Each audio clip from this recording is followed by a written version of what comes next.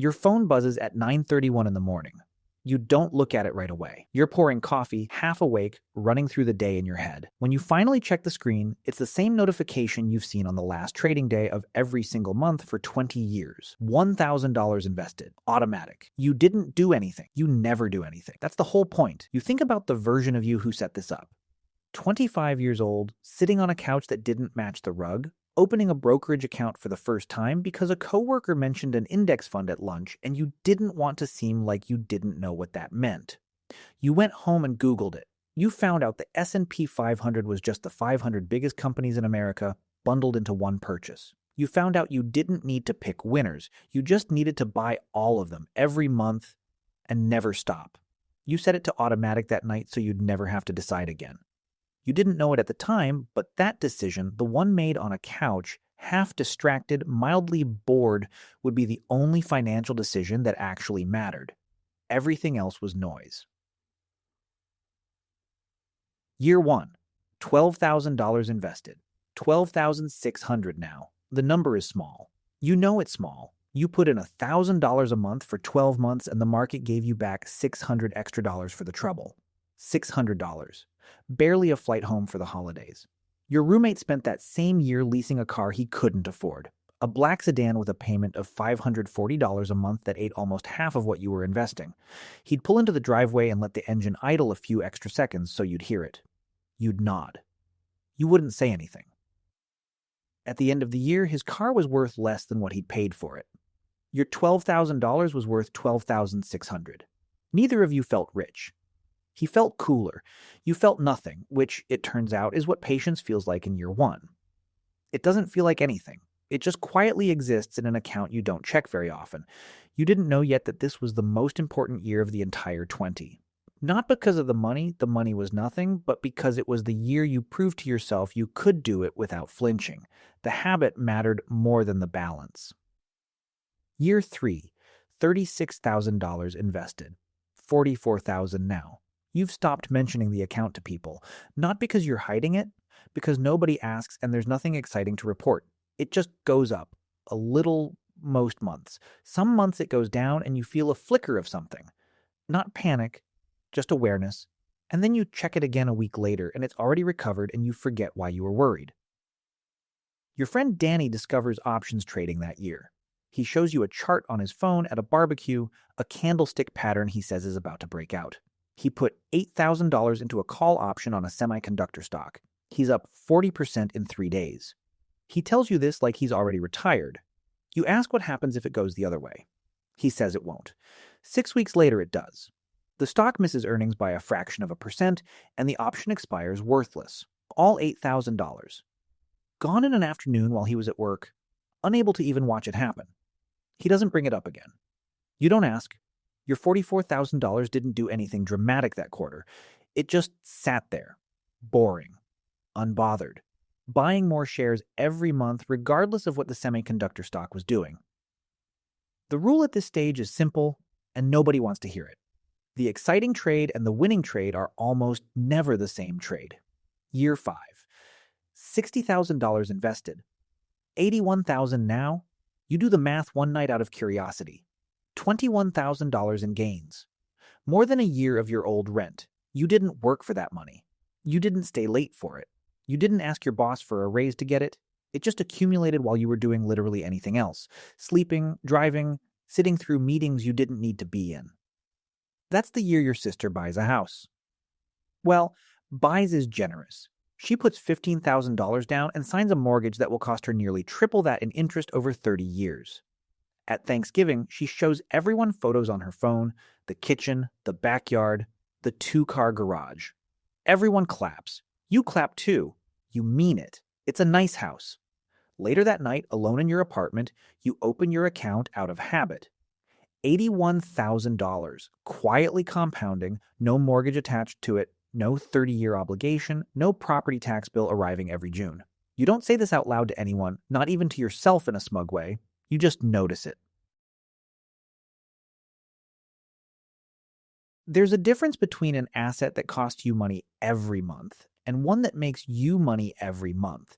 And at $81,000, you're starting to feel that difference physically, like a shift in how your shoulders sit. Year 8, $96,000 invested. $151,000 now. Somewhere in this year, without a specific date you can point to, the gains start outpacing the contributions. You're still putting in $1,000 a month, same as always. But the account is now growing by more than that, some months just from the market doing what markets do. You didn't cause this month's growth. The account is starting to generate its own weather. Your coworker Priya gets promoted that year. Bigger title, bigger salary, bigger office with a door that closes. She buys a Peloton, a new wardrobe, upgrades her apartment to one with a view. Every raise she gets seems to arrive already spent before the direct deposit clears. You don't judge her for it. She works hard. She deserves nice things. But you notice that her lifestyle rises exactly as fast as her income does, a straight line with no gap between them. Your income hasn't grown nearly as fast as hers.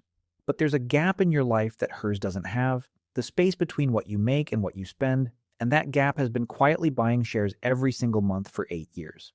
She has a nicer apartment. You have $151,000 that didn't ask permission to grow while you slept. Year 10, $120,000 invested.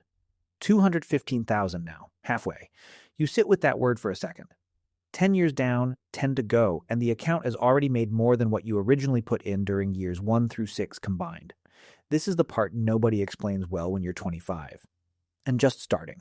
The first half of the compounding curve is almost flat, and the second half isn't. Your car dies that spring.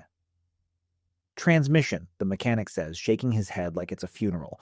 Quote comes back at $4,200 to fix. Or you could put $4,000 down on something newer and finance the rest. 10 years ago, this would have wrecked your month. You would have felt it in your chest. Instead, you transfer $4,200 from a separate emergency fund you built alongside the investing, untouched, boring, exactly for moments like this, and you're back on the road by Thursday. The $215,000 doesn't even notice. It keeps buying shares on schedule, indifferent to your transmission. At a work happy hour, someone mentions layoffs coming to another department. The room gets quiet the way rooms do when job security becomes a topic instead of an assumption. You feel something you didn't expect to feel at this news. Not fear exactly. Options. You have options other people in that room don't have. Nobody can see that by looking at you. You look the same as everyone else drinking a beer in a work polo. But you're not carrying the same weight, and weight you're not carrying is a kind of freedom you can't explain to someone who's still carrying it.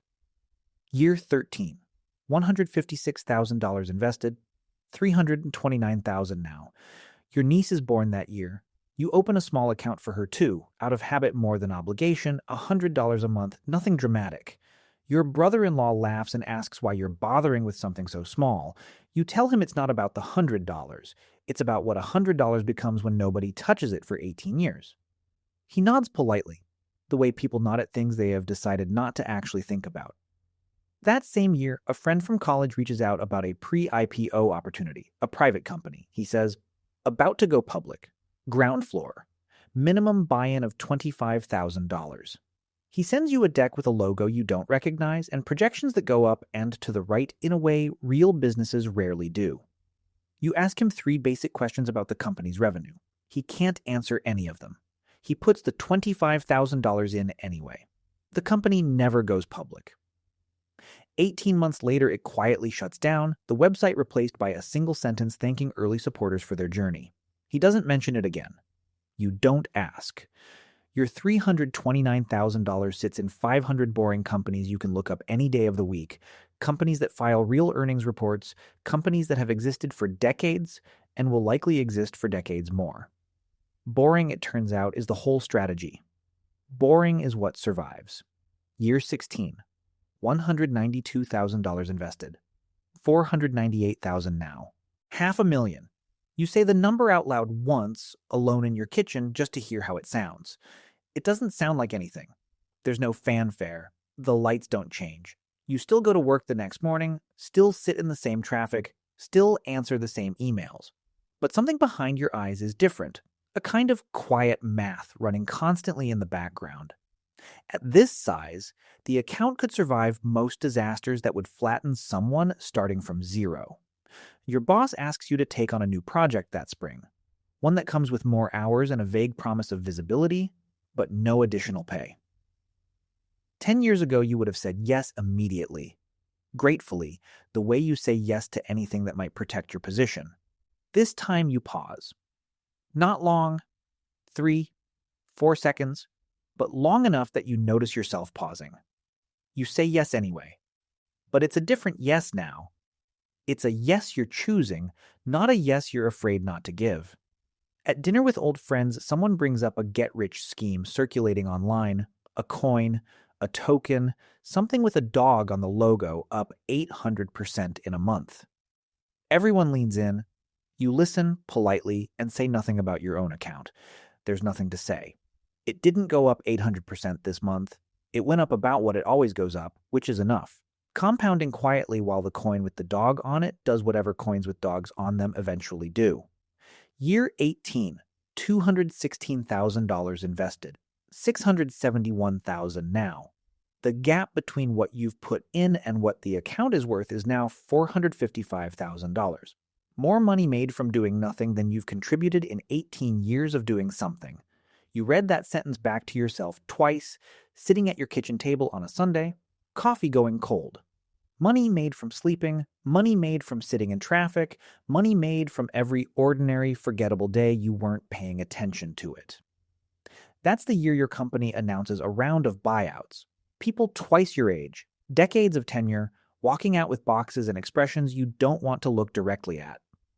A man named Robert, who trained you when you first started, takes the package because he doesn't have a choice. No savings beyond a pension that got frozen years ago, a mortgage he refinanced twice. 2 kids still in college. He shakes your hand on his way out and wishes you well, and you mean it when you say the same back to him. And you also feel, quietly, the specific gratitude of someone who watched a warning happen to somebody else and took the warning seriously 20 years too early to know it was one. You are not rich. Your apartment is the same apartment. Your car is the same car you bought used 4 years ago. But you have $671,000 sitting in 500 companies that have survived wars, recessions, pandemics, and every panic headline printed in the last 100 years. And it kept buying shares through every single one of them without asking you what you thought about the news that day. Year 20.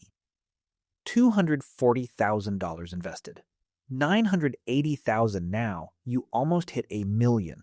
You know this because you check, for once, not out of habit, but out of something closer to disbelief. 20 years of the same $1,000 a month on the same day into the same fund, and the market turned $240,000 of actual money you set aside into $980,000 of money that exists because you refused to touch it. You think about every version of yourself along the way. The 25-year-old on the mismatched couch who didn't know what an index fund was until he Googled it that night. The 28-year-old at the barbecue who watched a friend lose $8,000 in an afternoon and said nothing. The 35-year-old who felt the specific, silent relief of paying for a transmission in full without flinching. The 40-year-old who watched a man twice his age walk out of the building with a box and a pension that had already been frozen. None of those moments felt significant while they were happening. That's the part nobody tells you.